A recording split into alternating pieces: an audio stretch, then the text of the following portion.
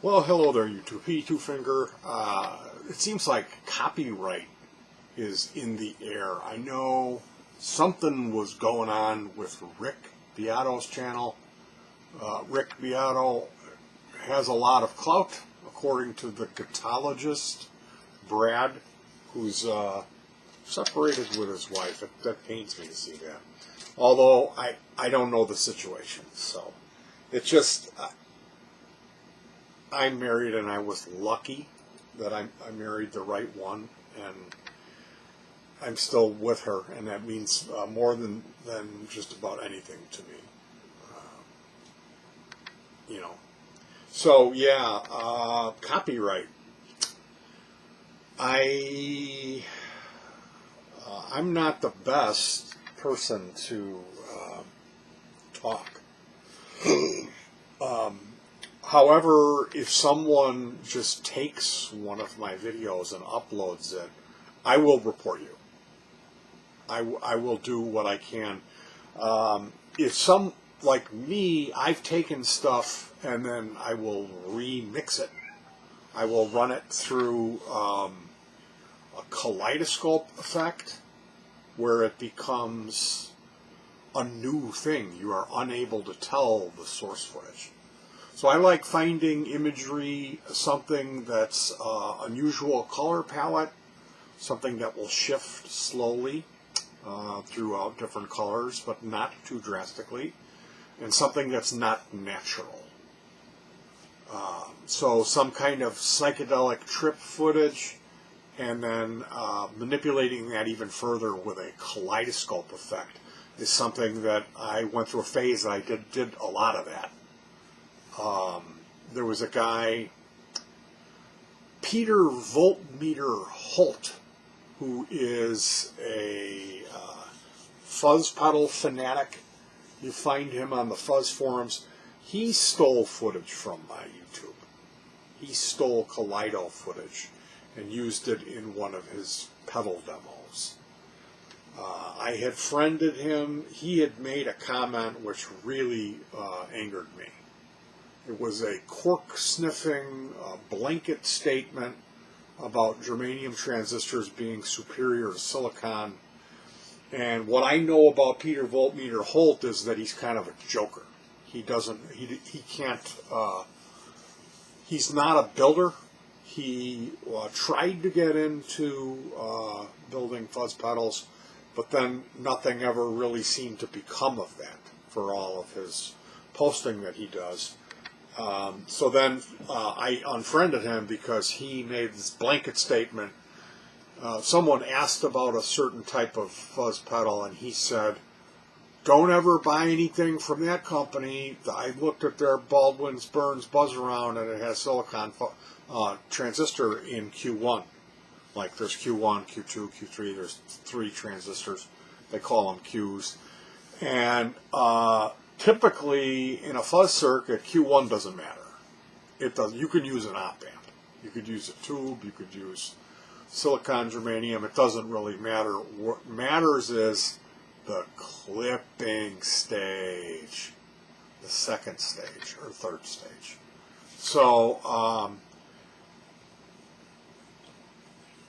what he said was, Don't ever get a pedal from this company. I looked at this pedal they had, and Q1 wasn't even silicon. And then what he recommended was a $400 boutique pedal. Now, the pedal that he talked smack about was a $179 pedal. So you have a $180 pedal versus a $400 pedal. And at that point, am I going to blame them for using only one germanium transistor? Especially when I've actually built circuits and done that trick, replaced a germanium stage with an op amp, and you hear that, hey, as long as the clipping stage is a properly biased germanium transistor, you still get the same effect. So me knowing that, this guy's speaking out of ignorance, and that this pedal company that he's damning. And of course, the guy says, "Oh, I'm so glad I asked you, fuzz expert." And then everyone reads this, and then, like that guy who made that thing and sold it for $179. Like, he's got to eat. He's got kids. He's got a rent he's got to pay. And I'm thinking, like, I can't believe you just did that. You know, like, you're making blanket statements about transistors that you have no experience to back it up. Your experience is buying stuff. You know, it's getting your hands on every expensive rare fuzz pedal you can. And then I unfriended him. I said, I really don't want to be a part of a forum where you're just trash talking a whole company because one design uses something that you don't even understand. You know, like, I'm out. And I unfriended him, and he didn't make any effort to patch up our friendship or anything like that, which typically I will. If I'm friends with somebody and we get into a tiff, I'll try to work it out. I always will admit when I'm wrong, or try to see how the other person feels, put myself in their shoes. Anyway,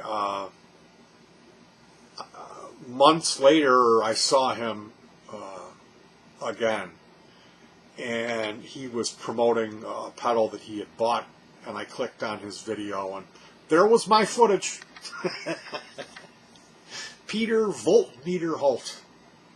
And I asked him about his nickname, and he said, oh yeah, a buddy of mine said that would be a good nickname for me, which I have a real hard time believing, because Peter Holt gave himself the nickname of Voltmeter. Let's be frank. Anyway, copyright. I'm of the train of thought where bands like the Beatles, Pink Floyd, Led Zeppelin, they're shooting themselves in the foot by blocking and banning their music from YouTube. Because what the treasure in that music is possessing the vinyl, or even the cassette, just having it, having the whole collection, the whole discography. That's what a real fan is going to do. And how do you get new fans in the day and age when what's on the radio now? I don't even know. Hip hop, pop music, maybe some classic rock. The best way to expose a new group of people is through YouTube. So all of these artists, the Eagles, Aerosmith, all these people that have banned their music on YouTube, it's absolutely just the worst possible thing they could do. It's the worst possible thing they could do. So where it gets funny is, like, today I went through my little page on YouTube that shows the copyright stuff, and I've got a video, Roger Waters' LSD story, and it was something about him making a trek to the Isle of Patmos, and he took LSD there for the first time. Patmos is a Greek island where John the Revelator, in the Bible, the last book in the New Testament, that's the part with Jesus in it, is called Revelation. And it's a real trippy book of the Bible that predicts the future and the end of the world, where the beast or the Antichrist comes on the earth. At the time there's wars and rumors and wars and famine and all this horrible stuff. So a guy comes who's the savior for mankind. It turns out that's the devil. And there's going to be the mark of the beast. There's going to be a huge war. Satan is going to be cast into the pit for 1,000 years. The faithful rise up with the Lord. Jesus comes again. Battle of Armageddon. There's a 1,000-year Jubilee celebration in heaven. It's some heady stuff, and a lot of people think it was the acid trip of the Bible. Like perhaps someone had gotten a hold of some of the good stuff when they wrote that one. Anyway, this is the island where John the Revelator wrote that book of Revelation. Roger Waters makes this trek there. So the story is the two people that were with him recanting this story, and they talk about this beam of light that comes down and penetrates what I assume to be Roger Waters' head.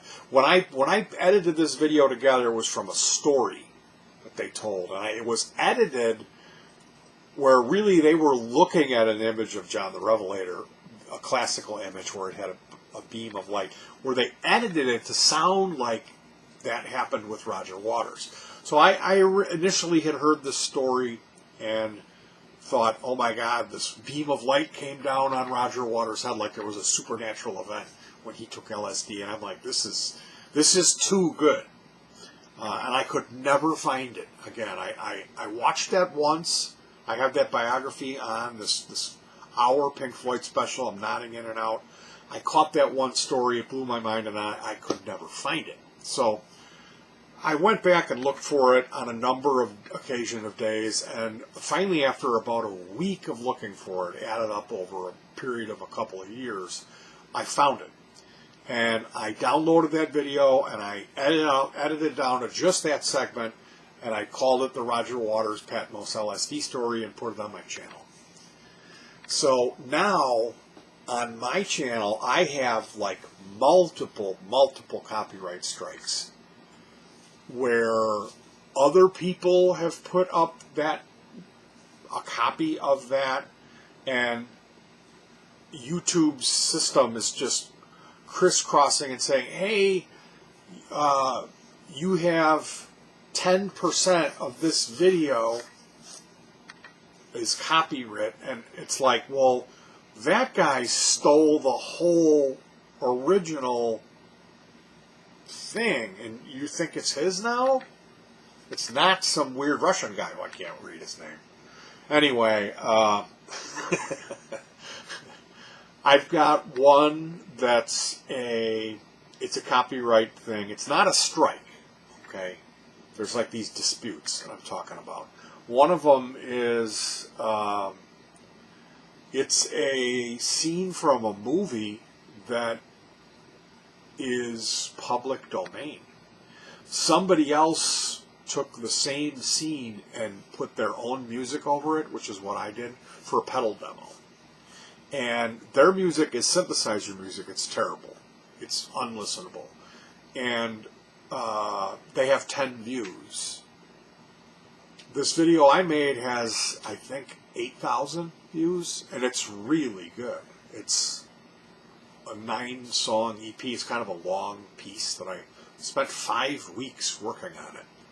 So this other guy uses the same footage, and then YouTube is, it's coming after me, which mine was uploaded before his. So I'm just like, I guess I need to look closer at that. Is it letting me know that, I guess what it's doing is it's counting me as the author of that original footage. There was one video I have which is called the AC adapter repair, where I had a wall wart where the wire broke inside, and I cut the chassis with a hot knife and then solder in a new cable and then tape it together. And that was a video I made in the kitchen when I first started doing YouTube. And I had an intro called Hacking for Fun with Petey. It was my first intro. And it's got Calliope circus music. It's like maybe a 15-second intro with text. And somebody else, some guy with a name I can't read, which sounds like it's Indian, maybe. He not only did he take my video, but he made a website called AC Adapter Repair. And when you went, or AC Adapter something, it was maybe he was selling them. when you went to the repair page, my video was what came up. So, yeah, I had some people kind of coming after me, trying to get to me through the ratings, the thumb up and thumb down, and the comments.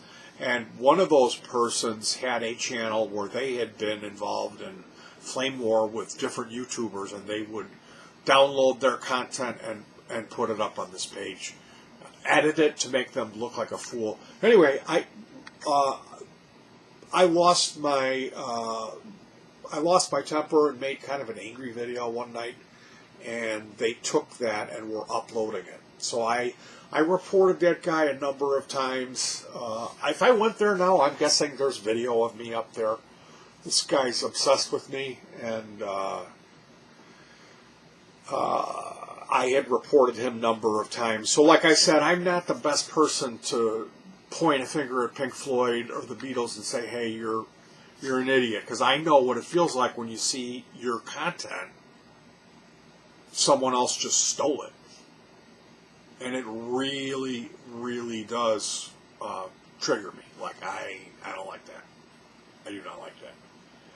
So, at the same time, my one and only copyright strike was from Charlie Records. So, I'm going to talk about that in the next video. And real quickly, it was a documentary that I put together on acid casualties. Artists in the 70s who lost their way, and they were ended up being, that's how they went down in history. Sid Barrett, oh, he took too much acid and flipped out. But really, my point through the whole series was it was undiagnosed schizophrenia, or whatever it was, and that the acid might have been a catalyst, but it wasn't like they took some bad acid and went nuts, like kind of what you hear. So, yeah, I had done this series of videos. It's the most popular thing I've ever done as a series. You know, it really did well. And the record label, Charlie Records, came after me on it. They just picked up Rocky Erickson and released a box set of his stuff in 2016, and they came after me for it. So I let them know. I contacted them, and they said they would take care of it, and they didn't. So anyway, a huge double finger to Charlie Records, and I'm going to talk more about that in the next video. But yeah, it's a weird thing, you know. My stance on this, because like at the same time, like I'm really conflicted about it. I think if people are going to put it up and be like, hey, here's like if they're going to honor your content or your, like, the music, like it's stuff that's been played on the radio a million times, well, you know. But at the same time, I get really upset when I see somebody has taken my stuff. So it's a weird, complicated issue that unfortunately it's gonna cause change, and it's not gonna be for the better as far as what we had in YouTube, what we had in the internet being kind of a free place. As we see, things are changing, and it's going to be more and more prone to turn into something like cable TV, where it's pay to play. You have a digital driver's license. They're going to. That's what I'm getting at. They're going to ruin it. What was once this great thing is going to be completely ruined, and a lot of that could be prevented if people just played nice. So be nice, right? All right, I'll talk to you again soon.